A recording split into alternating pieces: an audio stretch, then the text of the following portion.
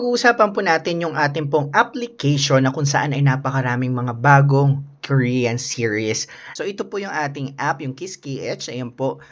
Kung gusto niyo po nito, mayroon po tayong nitong app na to, mayroon po tayong tutorial diyan sa ating pong channel. Ayan, pwede niyo pong hanapin ano. So makikita niyo po napakaganda ng mga napakarami ditong magandang series. Ano, andito po yung ayan po, My Dairies Nemesis. Napakaganda po nito, pinanood ko na to. And of course, rom-com po yan. Ano, ito rin naman po, study group. Ayan po, para sa mga kabataan. Napakaganda rin po. Ano, natapos ko na.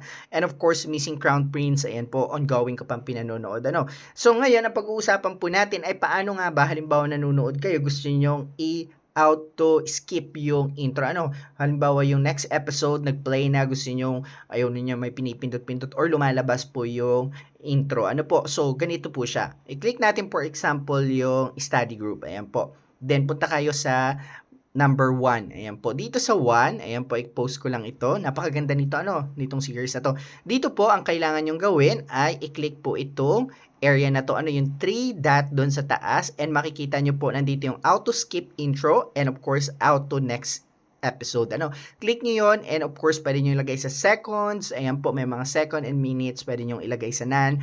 Ayan po, ano, so ako, ang gagawin ko, ilalagay ko po sa auto skip intro in 5 seconds po. Ano, so, ayan po, that's our tutorial. And of course, kung gusto nyo nga po nitong app na to, ayun, makikita nyo po ito sa YouTube channel natin. I-check nyo po. Maraming salamat.